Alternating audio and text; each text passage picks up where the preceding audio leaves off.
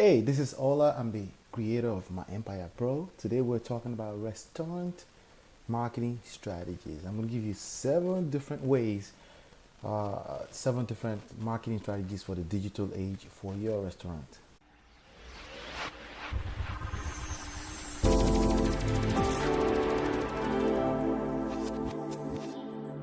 Hey, my friend, what's going on? This is Ola coming to you live.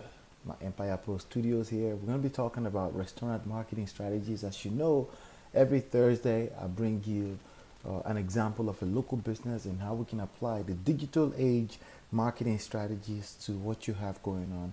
The truth of the matter is that you really can't afford to still be trying to avoid the digital age. We're dead in the middle of the digital age, and a lot of businesses are going under because of it. Amazon is wiping out a whole lot of traditional businesses. Even Walmart have to look over their shoulder because they're scared now, because this guy Jeff Bezos, Amazon, is going to end up get wiping out a whole lot of traditional ways of doing business. And the other day, one of my buddies that worked at FedEx, because I used to work at FedEx, I worked at FedEx for 7 years, was telling me that FedEx lost 30% of their volume because Amazon took over shipping their own stuff, right? So that's a big deal, something we have to pay attention to in every different aspects of business. So on Thursdays, I try to bring you a particular business. This today is going to be restaurant. We're talking about restaurants. And to be honest with you, restaurants has always been a scary business for me looking from the outside in. But then, because of my skills in marketing and business, I can dissect any business literally, because it really comes down to a few key things, okay, which I'm going to talk about as a bonus a little bit later. But before I move on further, I want to give you my seven different things that I actually took some notes here because I wanted to make sure I deliver some really good value for you in this video. If you're in the restaurant business, or you're looking into getting into restaurant business, or you have a buddy of yours that's in the restaurant business, you want to make sure you share this video with them, and please give me a thumbs up because it helps me. Okay. So the first thing I want you to determine if you're getting into the restaurant business is to determine if you want to run by way of a franchise or not. Okay. If you're using a successful franchise model such as McDonald's, Subway, Burger King, things like that, if you're using something like that, there's a proven system that already works even in the digital age. And a lot of those big companies are already on top of the social media. Maybe not as fast, but they are, because they pay attention. That's why they're still big in this time and age. And it's fast food, But generally speaking, you want to determine if you want to run and leverage an existing franchise model, and you want to be careful. Make sure you're not buying a $30,000 franchise model, because chances are, if it's that cheap, you might as well just get started all on your own. So you want to determine if you want to run a franchise or not.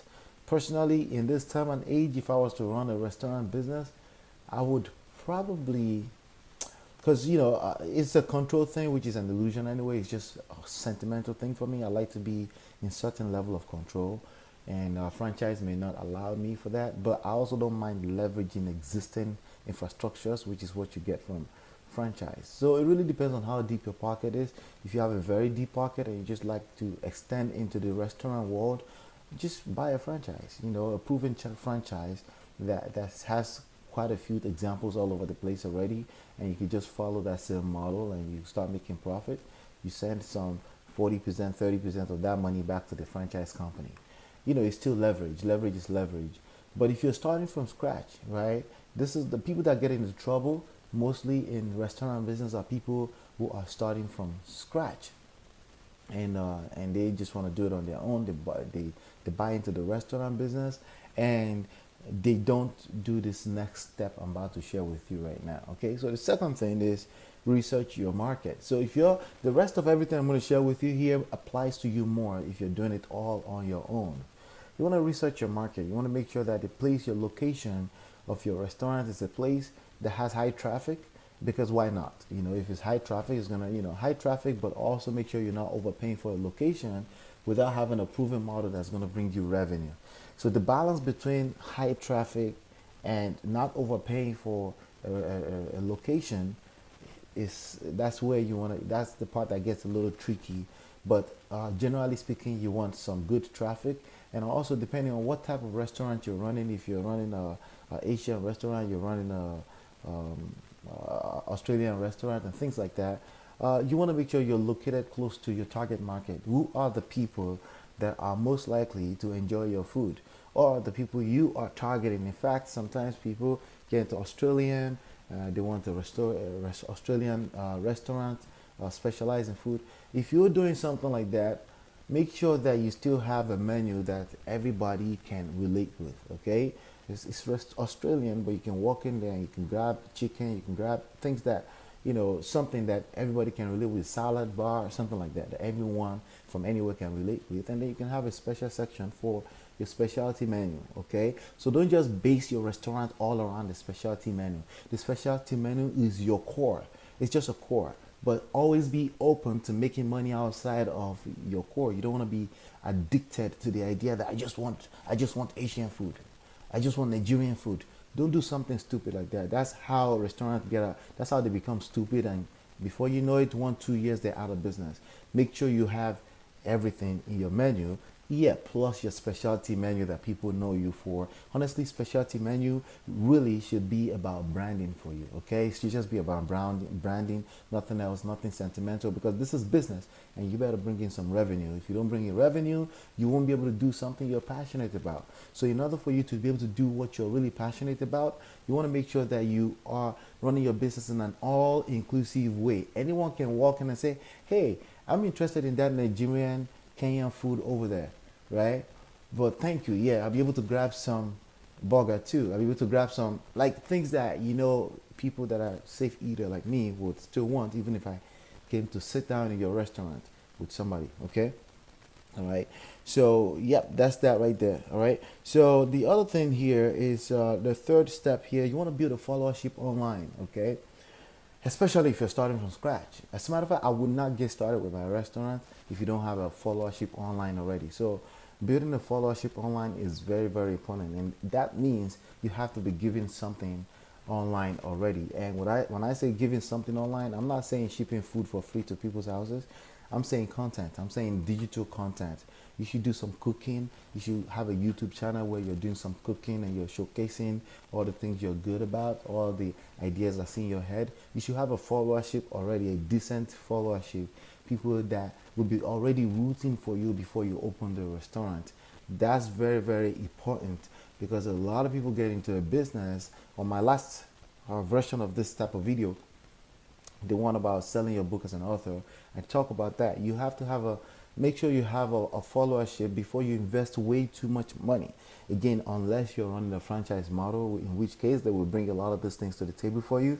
But if you're running your own restaurant, make sure that you have a followership online. Make sure you're giving some good content. Start doing a little cooking on the corner of your house. Set up a place in your basement where you do some little bit of cooking. Use your kitchen once a week to do a little bit of cooking, and come in and have some commentaries and things like that about what type of food. Review shows about, cooking food shows. I'm sorry, cooking shows, right? That's what the food cooking shows, right?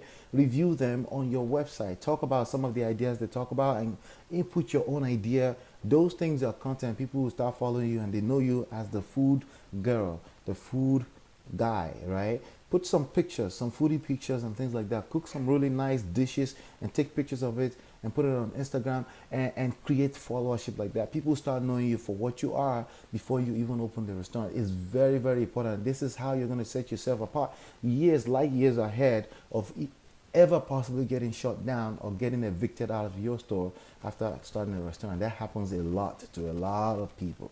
Okay, so yep. So the next thing here, okay, the next thing that I have on here is become the tourist spot. Okay, my friend Evan Carmichael at Believe Nation is the guy that really got this. He runs a Toronto Salsa, right? In Toronto Salsa, I think it's Toronto, right? Toronto, yeah. So Toronto Salsa Dance, right? The dance studio has become a tourist center. If I'm going to Toronto, I definitely am going to be stopping by at Toronto Salsa Dance. Why? Because it's known worldwide, right? and you want your restaurant to be that. Because let's be frank, let's be honest, the people that are in your exact neighborhood, most of them, at least the ones that are smart, are not going to be eating out every day unless you're selling pizza or you're selling fast food, right? Even that, I don't, yeah, like if you're a burger eater and you go to McDonald's all the time, you're probably gonna go broke soon, right? But most people don't do that. Maybe they have once a day, or sorry, once a week, one day a week, maybe once every other week that they eat out like that, right? And to be honest, a lot of people do eat fast food, but restaurant, specialty restaurant, chances are you're not gonna have everyday repeat customer, like people that just come every time. If you have that, it's not a regular thing, right? So because of that, your local area should not just be your target market. You should make your spot a tourist center. Like when people come into town and they come into Woodbridge, New Jersey, or they come into beyond New Jersey, you want people that are already familiar with you online to be looking for your spot. And how do they do that? Again, the same thing I said in step 3 here.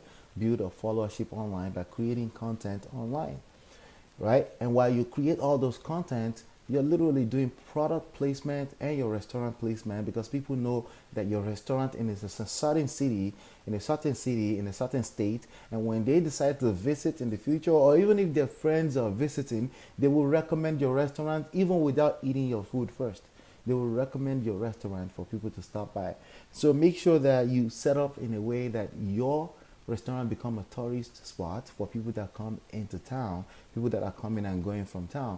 That way you have a global customer landscape as opposed to just your local. Of course you want to be popular in your local area, but I'm saying that's additional money. People coming in and out every day that could come into your restaurant. So you want to definitely think about think about that. Okay. All right. The next thing here we're talking about here. Sorry about that. The phone that I'm using to record is almost trying to die. But the next thing I want to talk about here, step 5, is birthdays and anniversary. When people visit your restaurant, so this is after you opened up, even now, right? Even now, before you open, you can collect a database of number one email address of people, but birthdays and anniversary, and then you want to make sure you're sending out coupons by email to people that their birthdays. There are systems out there, there are tools out there that can use for this kind of things, where there's automatic email that goes out on people's birthday a few days before people's birthdays to visit you, and you give them a special coupon, come celebrate with you, right? And then you obviously you do what they do at TGI Friday once they show up for a birthday, right? Birthday, anniversaries, or any special events, you want to make sure you keep that in your database. Those are gold mine. If you don't keep those things in your database, that's gold mine. Okay, you want to make sure you keep that in your database.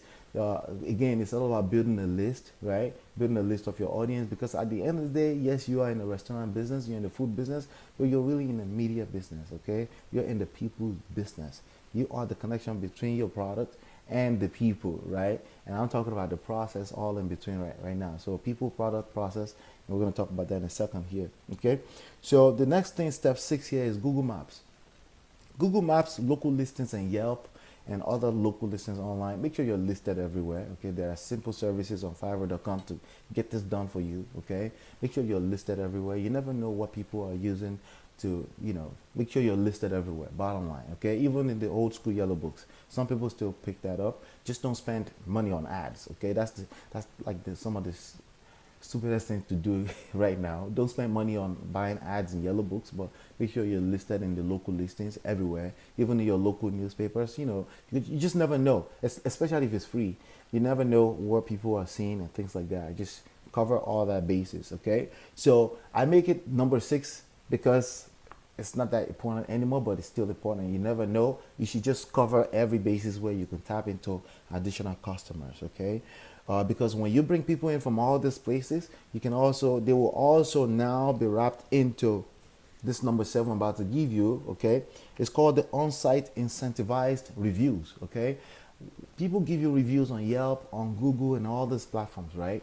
You want to have on standby a couple of iPads in your restaurant, right? A couple of iPads where you give people, say, hey, would you mind if you give me, I'm going to give you a nice dessert or something, like a little extra something you give them as a gift, if they would review you right there on the spot before they leave. Hey, I'll give you a cup of sundae, ice cream, something like that. I'll give you a little dessert, a takeaway dessert, if you can give us a quick review right here, right? And you want to make sure you collect as many reviews as possible because people, frankly, are using those reviews. Number one, you're right there at that moment. You're killing two birds with one stone, right? Not that we want to kill birds. We don't like killing birds, right? Right? You're killing two birds with one stone. You're number one you're getting on their right side. Like even if they just had not so good an experience, you just sweeten that experience for them. In addition to that, they're gonna use that feeling in that moment to give you a good review. And what you want is a bunch of good reviews, right? So that's a tip for you. Make sure on-site incentivized reviews. Make sure you're set up for that. Just a couple of iPads, 2 or 3 iPads. If you pay $400 or $500 for that, we'll pay you back in multiple folds because those reviews are going to turn to more customers coming in. So again, all of this is all about leverage. Okay, leverage. You have all this good news about your restaurant stamped all over the place on the internet, in addition to your own content, because we talked about your content earlier, right? All right, so that's the 7 tips, but I have a couple of bonus things here that I have 2 bonus promotion ideas that I wanted to give to you here, and I'm hoping that when you listen to these 2 bonus ideas, it will prompt you to give me a thumbs up, okay? Because I would like a thumbs up, and I would like you to share this with anybody that you know is trying to get into the restaurant business. I would really appreciate that. They would appreciate it too. Number 8, okay? 8, first bonus, incentivized referrals. Okay, you want to give people simple cards or something like that where they can get an additional coupon if they refer somebody through you, an additional dessert or something if they refer. Find a way to incentivize people for sending you referrals. Okay, just find a way to do it. It could be coupons. You send them coupons. If you refer somebody to me, I'll give you a $10 coupon for your next trip to our spot. Again, you're killing 2 spawns. You're not inviting them back to buy more. Once people are sitting in your seat, they will buy. Really, what you want to do is you want to make sure that those seats are filled all the time. Even if it's a Wednesday or Tuesday, you want to make sure that those seats are filled. You want people lining up in front of your restaurant. If you're not having that, you are failing and your business will go under. Only a matter of time. You want butts. You want buttocks in those seats all the time. Okay, so you create all these creative things to make sure people are coming back, but also to incentivize them even more. So incentivized referral, some people call it, for people to keep coming back. Number 9, active and dynamic online presence. So a lot of people create content one time or maybe 10 times and then they stop creating content. Don't do that, okay? This is something that if you're getting into the restaurant business, you're supposed to be passionate about it, and you should never have an end to how much you could talk about it. You should always be able to talk about it, talk about it, okay? You should be able to talk about this over and over as much as you can. And that's the 9th, which is the last bonus promotion idea no, not the last. I have a couple more, okay? I have 3 more, okay? I have 3 more. Wi-Fi. Wi-Fi is the cheapest thing in the world. Make sure that your restaurant has Wi-Fi for guests, okay? So people can come, and make sure you have sockets, like people can plug in their laptop. When people are sitting down, right? I mean, it depends on what type of restaurant, of course. If you're getting rushed, obviously you reduce that. That means that's good business, right? But if you know people sit down, they grab a coffee, they grab something, make sure there's Wi-Fi. Give people reason to come and sit down in your restaurant and just sit down and chill. And then when the aromas of your nice food start coming in their nose, they want to buy something. Again, it's all about buying something, right? So Starbucks does this, even McDonald's does this now. Don't be the one left behind. Make sure you have solid Wi-Fi for the guests that come, and make sure you advertise that. Make sure it's clear to people, like free Wi-Fi. Make sure you make that known to people as well too. Multiple streams of income.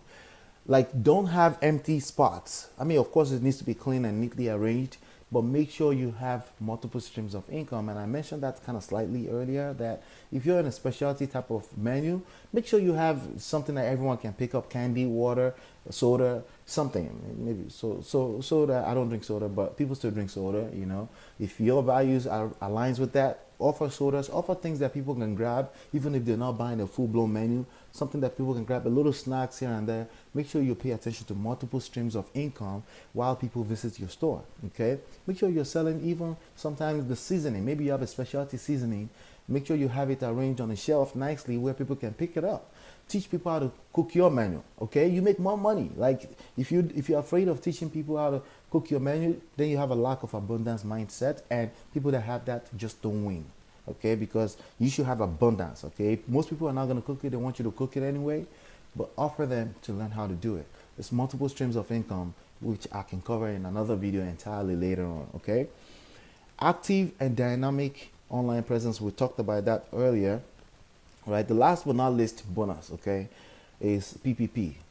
Arrange your product, people, and process. I just talked about all about the process, okay? But at the end of the day, you're just a media company. You're trying to connect the people with your product, okay? And that's your job to make sure that that's done properly, especially for the digital age. And some people may advise go spend some money on PPC. Don't do that. Don't do that, especially if your business is not bringing in six figures already. Don't do that. Don't spend money on marketing pieces. That all of this stuff right here that I just shared with you are completely free, especially if you start with the proper foundation, which is build a followership online first. Everyone has access to YouTube. Build a followership online first, okay?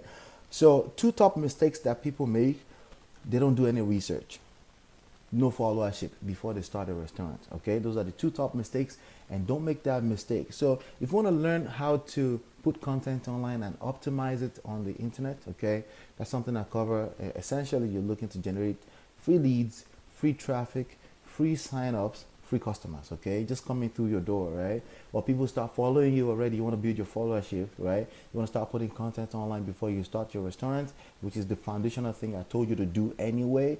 You want to learn how to do that, have a class where you can attend. It's olatalks.com/mastermind. Go there and reserve a seat and take a seat and go through the class, okay? It's a free class. Take advantage of it. I cover this in details on how we do that online, and it's the same thing that I use model in my businesses, and I think you're going to find it useful in the digital, especially in the digital age. Everyone is coming from TV, from traditional radio, marketing tactics to the internet, so it's getting overpriced. But those that lead the wave will always win, okay? You don't want to be left behind, and that's why I created this class. Again, it's at olatalks.com/mastermind. That's OLATUX.com/mastermind. Thank you so much. Give me a thumbs up. Subscribe to the channel if you want more videos like this. If you're enjoying this, you can apply this concept in any business, honestly, and reserve your seat. And I'll see you on the inside. Bye now.